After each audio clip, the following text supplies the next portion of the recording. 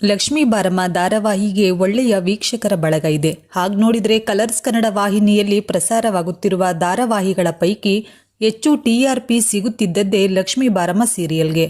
ಕಾವೇರಿ ಜೈಲಿಗೆ ಹೋದಾಗಂತೂ ಲಕ್ಷ್ಮೀ ಬಾರಮ್ಮ ಸೀರಿಯಲ್ ಹೊಸ ದಾಖಲೆಯನ್ನ ಬರೆದಿತ್ತು.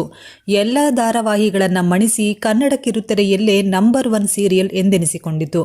ಆದರೆ ಇದೀಗ ಇದ್ದಕ್ಕಿದ್ದಂತೆ ಒಂದು ನಟಿ ಭೂಮಿಕಾ ರಮೇಶ್ ಬಗ್ಗೆ ಒಂದು ಆಘಾತಕಾರಿ ಸುದ್ದಿಯೊಂದು ಬಂದಿದೆ.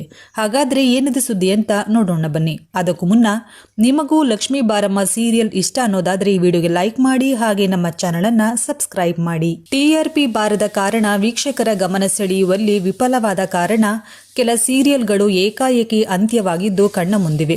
ಆದರೆ ಲಕ್ಷ್ಮೀ ಬಾರಮ್ಮ ಸೀರಿಯಲ್ಗೆ TRP ಚೆನ್ನಾಗಿದೆ.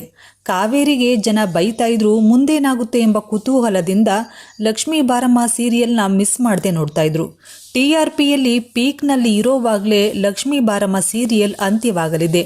ಕಥೆಯಲ್ಲಿ ಹೆಚ್ಚು ತಿರುಳು ಇಲ್ಲದ ಕಾರಣ ಸೀರಿಯಲ್ ಎಂಡ್ ಮಾಡುವ ನಿರ್ಧಾರಕ್ಕೆ ಬರಲಾಗಿದೆಯಾ ಎಂಬ ಅನುಮಾನಕ್ಕೆ ಕ್ಲಾರಿಟಿ ಸಿಕ್ಕಿಲ್ಲ. ಭಾಗ್ಯ ಮತ್ತು ಲಕ್ಷ್ಮಿ ಜೀವನದ ಕಥೆಯೇ ಭಾಗ್ಯಲಕ್ಷ್ಮಿ ಊರ್ಣವಾಗಿತ್ತು. ಆದರೆ ಲಕ್ಷ್ಮಿ ವೈಷ್ಣವ್ ಮದುವೆ ನೆರವೇರಿದ ಮೇಲೆ ಆಕೆಯ ಸಂಸಾರದ ಸುತ್ತ ನಡೆಯುವ ಘಟನೆಗಳನ್ನು ಲಕ್ಷ್ಮೀ ಬಾರಮ್ಮ ಕಥೆಯಾಗಿ ಹೆಣೆಯಲಾಗಿತ್ತು. ಇದೀಗ ಲಕ್ಷ್ಮೀ ಬಾರಮ್ಮ ಸೀರಿಯಲ್ ಎಂಡ್ ಮಾಡಲಾಗುತ್ತಿದ್ದು, ಅದರ ಕಲಾವಿದರೆಲ್ಲರೂ ಭಾಗ್ಯಲಕ್ಷ್ಮಿ ಸೀರಿಯಲ್ ಭಾಗವಾಗುತ್ತಾರಾ? ಮತ್ತೆ ಭಾಗ್ಯ ಮತ್ತು ಲಕ್ಷ್ಮಿಯ ಕತೆ ಭಾಗ್ಯಲಕ್ಷ್ಮಿ ಸೀರಿಯಲ್ನಲ್ಲೇ ಮಿಕ್ಸ್ ಆಗುತ್ತಾ? ಭಾಗ್ಯ ಸಂಸಾರ ಸರಿ ಹೋಗುವ ಹಾಗೆ ಮತ್ತು ಭಾಗ್ಯ ಯಶಸ್ವಿಯಾಗುವ ಹಾಗೆ ಲಕ್ಷ್ಮಿ ವೈಷ್ಣವ್ ಮಾಡ್ತಾರಾ?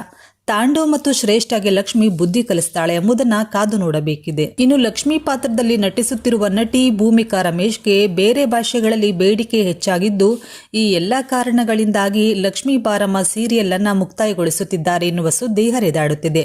ಇನ್ನು ನಿಮ್ಮ ಪ್ರಕಾರ ಲಕ್ಷ್ಮೀ ಬಾರಮ್ಮ ಸೀರಿಯಲ್ ಮುಂದುವರಿಯಬೇಕಾ ಅಥವಾ ಮುಕ್ತಾಯಗೊಳ್ಳಬೇಕಾ? ತಪ್ಪದೆ ಕಮೆಂಟ್ ಸೆಕ್ಷನ್ ಅಲ್ಲಿ ಕಮೆಂಟ್ ಮಾಡಿ.